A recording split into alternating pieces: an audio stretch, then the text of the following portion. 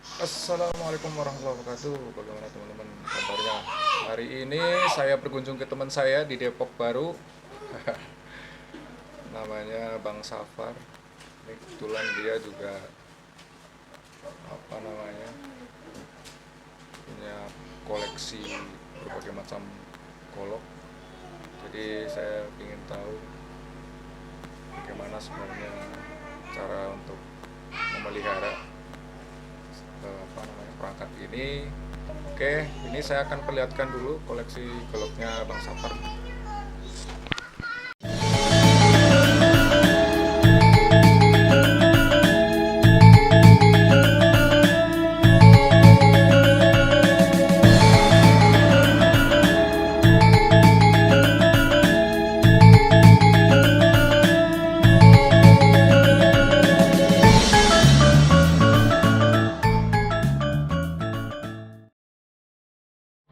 Oke, teman-teman, di sini ada banyak sekali golok ya. Ini ada yang paling ini. Ini seperti tipe pisau biasa ya. Terus ada ukurannya yang di sampingnya ini medium. Terus ada lagi kayak untuk pencacah daging tuh ya. Udah nih paling gede kayak kapak Thor.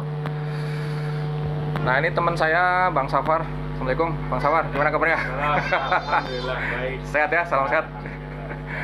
Iya, mohon maaf nih, aku baru ngubungin Bang Safar tadi malam. Jadi soalnya aku juga belum tahu banyak soal pergolokan. Selama ini hanya tahu golok ya golok gitu aja ya, Bang. Ini boleh tahu nih Bang, sejak kapan nih istilahnya punya koleksi golok nih? Iya, istilahnya kalau golok ini awal mulanya mulai mengoleksi golok. Jadi ada teman-teman yang mau akikah itu minta tolong dipotongin hewannya. Oh, oke. Nah, dari bermula punya hanya satu pisau ini, Oh, awalnya itu satu pisau. awalnya satu pisau ini, akhirnya memberanikan diri untuk mencoba menambah koleksi tambahan gitu. Ya, walhasil semakin berjalannya waktu bertambah, jadi ya Iya, iya. lumayan banyak gitu, lumayan. Oke, kita lanjut lagi. Tadi yang golok yang pertama yang paling ini ya, Bang ya, yang di pinggir ya. Iya. Itu ini nih fungsinya utamanya ini untuk apa nih? Kalau pas lagi motong gitu, apa dia hanya dipakai di beberapa bagian tertentu dari apa namanya hewan itu tuh gimana, Bang? Jadi kita harus mengklasifikasikan alat untuk memotong terlebih dahulu. Yang pertama yaitu untuk penyembelihan.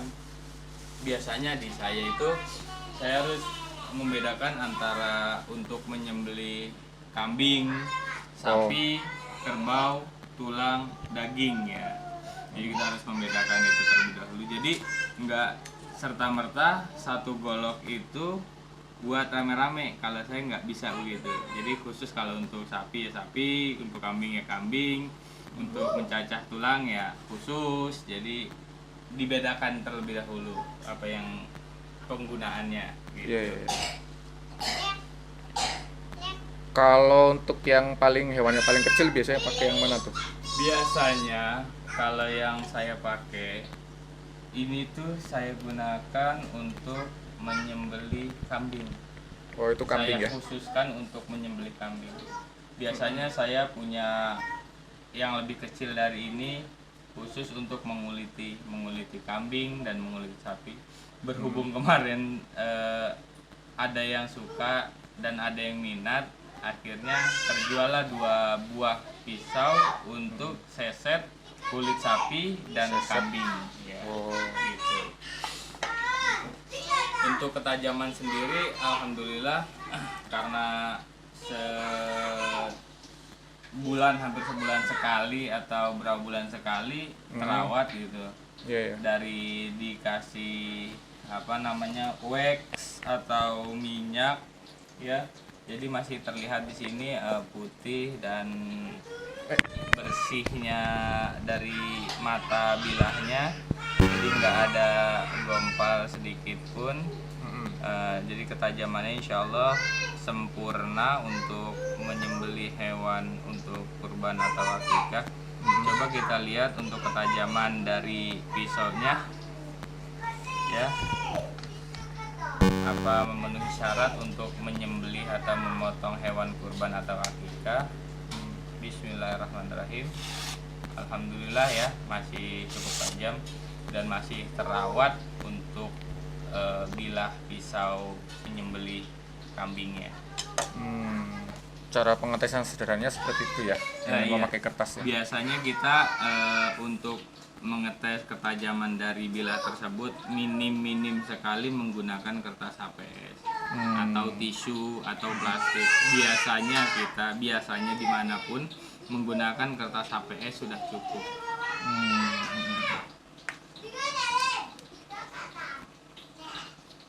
Ini kalau dilihat dari bentuknya nih yang paling mengkilat ya, karena dia lebih kecil dibanding yang lain gitu. Jadi di sini yang untuk mengkilap memang ada beberapa yang sengaja mengkilapin gitu. Ini terus ini memang disebutnya kalau teman-teman dunia pergolokan tuh disebutnya mirror ya. Karena mirror. Bisa mengaca. Ini nggak terlalu kelihatan mirrornya karena saya beri wax ya. Wax seperti ini untuk menjaga bilahnya agar tidak berkarat. Karena memang bahan dasar dari golok ini adalah per mobil. Ya rata-rata per mobil truk, per mobil kijang atau per yang lain. Bahkan ini saya coba buat kemarin dari klaher. Ya, dari lahar. Ini dari klaher mobil Land Rover. Selebihnya menggunakan per truk, kayak ini per truk, ini per truk, dan ini juga per truk. Selebihnya per biasa. Kalau yang ini per mobil wilis yang usianya cukup lumayan tua gitu. Selebihnya per kijang biasa. Oh gitu ya. Itu kenapa harus memakai besi yang bekas-bekas per gitu bang? Jadi kalau per itu kan semakin digunakan bebannya semakin teruji ya. Kayak contohnya per truk biasa digunakan untuk mengangkut barang-barang yang cukup dan lumayan berat. Jadi tekanan ke pernya itu agak lumayan berat. Jadi kita secara nggak langsung menguji per tersebut gitu, akan ketahanan dari per tersebut. Jadi semakin teruji per tersebut, kita akan semakin yakin bahwa per tersebut itu kuat dan bisa digunakan untuk golok atau pisau. Oh gitu ya. Oke. Tapi kalau yang dijual di toko-toko gitu juga sama ya, dia bahan bakunya itu dari per juga atau ada yang langsung dari besi-besi yang jenis lain gitu? Kalau di luaran banyak yang kayak ini, ketiga ini banyak dijual di luar sana itu memang bahan dasarnya per. Cuma yang membedakan adalah ketika finishing gitu. Banyakan dijual di sana tuh masih separuh seperti ini. Kelihatan masih geradakan karena belum finishing. Karena belum finishing. Seperti ini juga masih belum finishing dan ini mulai di finishing gitu. Mulai di finishing. Jadi agak kelihatan agak rapi ketika Iya. Kalau yang full finishing yang paling ini berarti ya ujung ya. Iya. Oke, saya coba lihat ini ya bang ya, yang golok kedua. Ya, silakan. Ini golok kedua. Ini ya teman-teman. Ini bentuknya lebih besar dan lebih berat ini dibanding yang ini. Dimensinya juga beda. Nah, tadi yang golok pertama ini untuk menyayat ya bang ya, berarti menguliti ya? Enggak, untuk menyembelih kambing. Oh ini untuk menyembelih kambing. Ini menyembelih kambing untuk memotong lehernya ya, berarti ya. Oke. Terus lanjut yang golok kedua nih bang, fungsinya nih. Ya, sebenarnya ada dari itu dan ini hampir sama fungsinya. Oh, Ya, jadi tiga ini fungsinya sama. sama. Oke, sebentar saya tunjukkan dulu. Hmm. Ini ada lagi nih. Untuk ini. Ya, memang lebih berat dari yang tadi. Nah, ini satu lagi yang kayak kapaknya si Thor. Ini sama.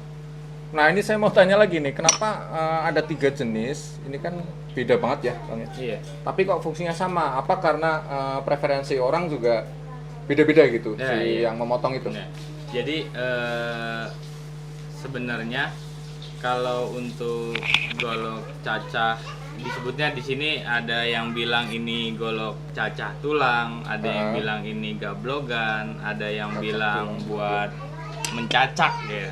Fungsinya sih sebenarnya sama-sama untuk mencacak bagian yang agak keras terutama tulang-tulangnya. Oh, Jadi kenapa saya bedakan antara golok yang satu dan golok yang lain untuk mencacaknya?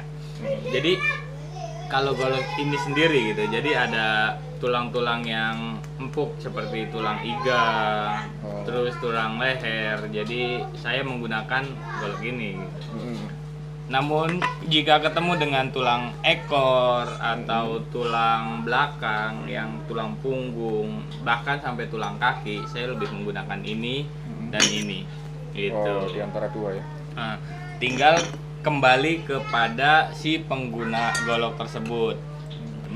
Si pengguna itu lebih familiar atau lebih enjoy menggunakan pegangan yang mana goloknya. Di sini juga saya bedakan gitu, pegangan yang pertama itu kayu, Oke. dan yang kedua ini besi gitu. Jadi tinggal kembali lagi ke penggunanya mau yang mana gitu, mau kayu atau yang besi. Gitu. Iya. Ada orang yang berarti nyaman dengan model pegangan kayu, Iya. tapi sebaliknya ya, ada yang nyaman dengan Menggunakan besi. menggunakan besi. Oh.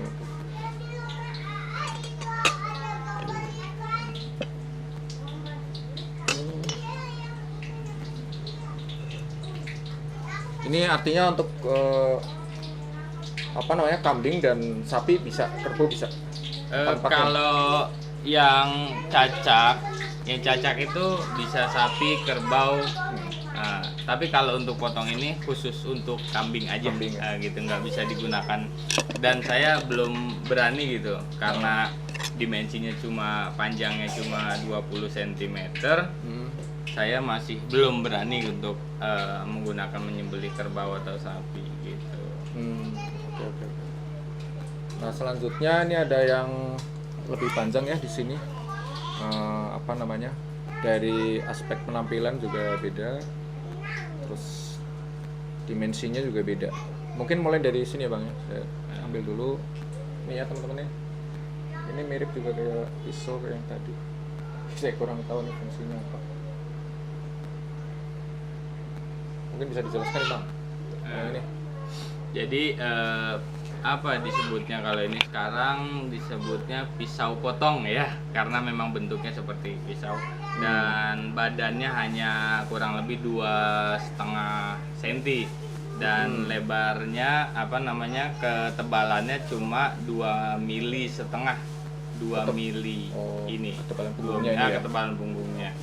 Dan ini berbahan dasar dari bearing. Oh, Ya, dari bearing. Dari bearing per. Bukan per, jadi bearing dia. Klaher disebutnya ya kalau orang-orang sekarang. Iya. Dan awal mula ini sebenarnya penggunaan hanya khusus memotong daging yang tanpa tulang. Jadi dipotong menggunakan ini. Jadi membuat kecil-kecil lah gitu. Lebih kecil ya. Nah, tapi berlambat laun digunakan untuk motong sapi. Sapi gitu. Nah, jadi lumayan enak gitu untuk dipergunakan untuk sapi. Bisa dipakai ya. Iya. Untuk memotong sapi. Oke. Lanjut lagi yang sebelahnya. Ini lebih panjang lagi. Kelihatan.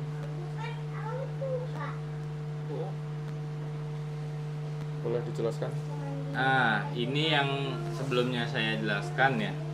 Ini menggunakan per Dan ini memang saya khususkan untuk menyembelih sapi kerbau yang berat badannya itu di bawah 500 kg.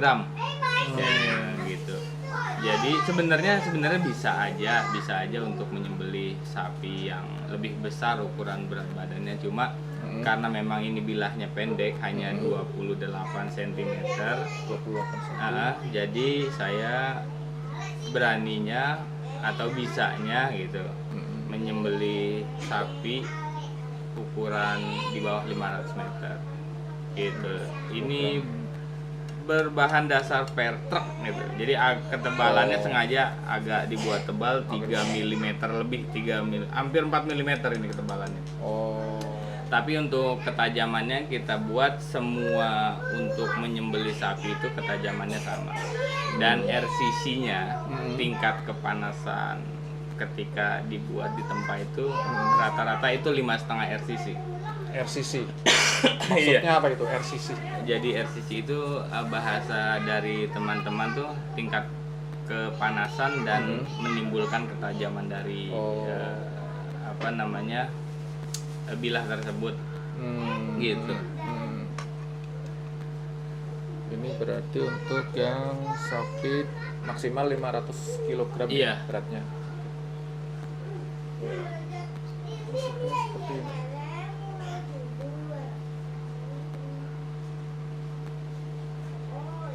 Oke, selanjutnya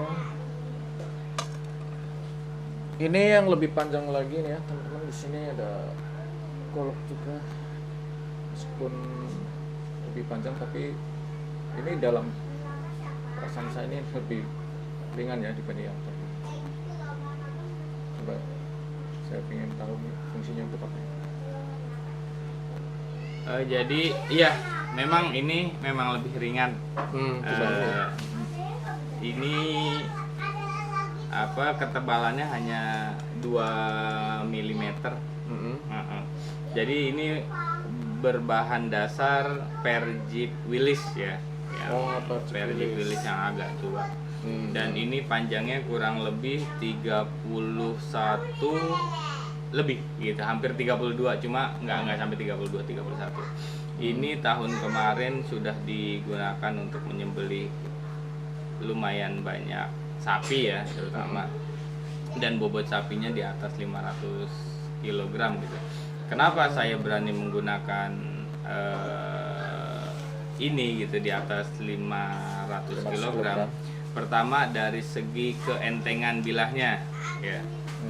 Bilahnya tipis dan enteng, terus panjang gitu. Dia bisa menggunakan teknik dorong atau teknik tarik, jadi nyaman gitu. Dua-duanya bisa gitu. Nyaman, ya? Tapi kalau untuk ini hanya menggunakan teknik tarik. Iya. Untuk teknik dorong saya masih belum berani gitu karena terlalu pendek ya? Iya, ketimbang ini. Ini sudah saya sendiri uji ketajamannya, dan ada komunitas jagal atau juleha, terus rombongan jagal syar'i, terus yang lainnya mengakui mengakuilah ketajaman dari golok ini. Golok ini adalah golok Chris Doren. Siapapun orang jagal pasti kenal dengan nama Chris Doren, yaitu Haji Sidik. Dan golok Chris Doren itu mulai familiar ya di kalangan jagal-jagal Indonesia. Alhamdulillah punya satu golok ini gitu. Jadi lebih pede lah jika menggunakan ini untuk menyembelih sapi sampai berat 1 ton gitu. Jadi sebelumnya itu belum pernah ada model golok seperti ini, kemudian muncullah kayak tadi merek berarti ya, brandnya itu ya? Iya. Chris Doren itu. Chris Doren merek. Iya. Nah ini di sampingnya lagi, coba. Ini ya teman-teman, ini ada hampir mirip memang, tapi saya lihat ya lebih berat sedikit, panjangnya juga hampir mirip juga. Nah, yang ini gimana nih, Bang? Kalau ini sih sebenarnya hanya pajangan ya, cuma tajam.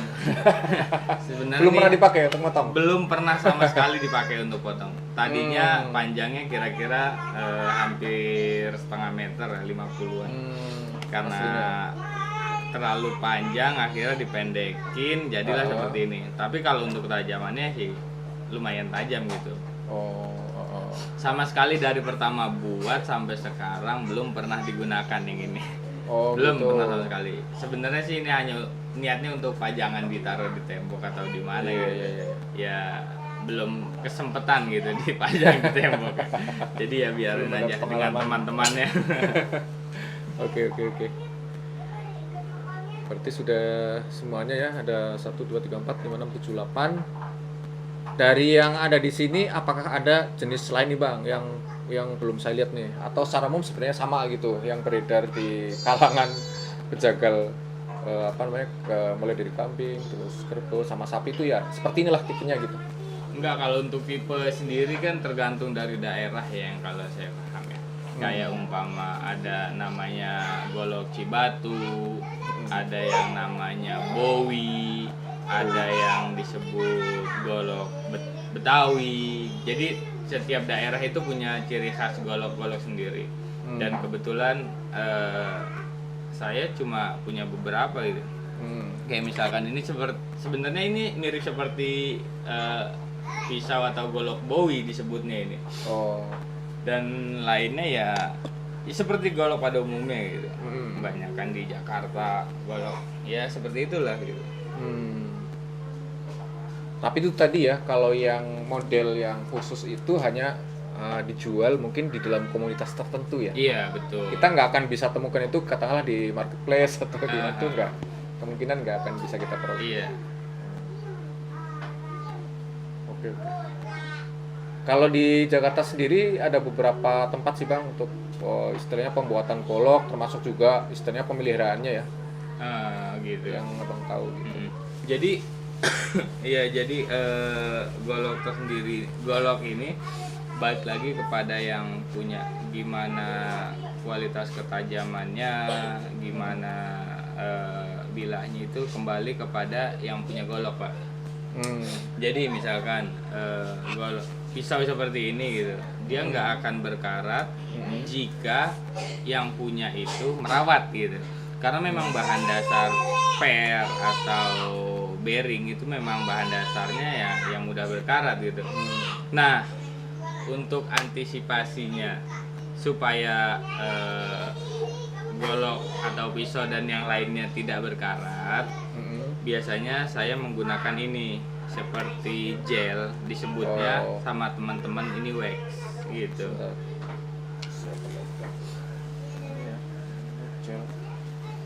Ini seperti pomade malah ya? Iya. Ini disebutnya wax ya. Wax ini untuk menjaga agar bilah ini tidak karat gitu. Cara penggunaannya sebenarnya cukup mudah. Hanya dioles ini setelah dicolek menggunakan tisu ya, biasa langsung dioles begini aja gitu. Merata ya? Merata. Fungsinya untuk menghilangkan menghilangkan atau menghindari karat fungsinya sebenarnya. Gitu, menghindarkan karat ya. Jadi kalau terlihat secara tidak langsung kelihatan ini bekas bercak apa nih gitu kan. Dibilang minyak bukan minyak gitu ya, lebih tepatnya gel lah gitu. Gel ya, untuk anti karat ya. Nah, ada satu lagi, jika bilah itu kurang terang atau mirror, biasanya saya menggunakan autosol seperti ini. Autosol itu banyak digunakan orang-orang bengkel terutama ya. Iya. Untuk kendaraan bermotor, mobil segala macam menggunakan autosol tersebut. Dan penggunaannya sama seperti Mirip ya? benda-benda yang lainnya. Maksudnya jika golok itu kurang terang warnanya, maksudnya kurang mirror, ya cukup dioleskan dengan autosol dan dilap-lap sesuai dengan keinginannya. Jika kurang terang ya tinggal tambahin autosol, dilap-lap aja gitu. Nah setelah diberi autosol selesai, barulah diberi wax gitu. Biasanya sih treatment saya untuk menjaga golok agar tidak berkarat dan tetap ketajamannya ya menggunakan itu gitu. Iya. Lapisan pertama autosol. Setelah itu wax. Wax. Oke.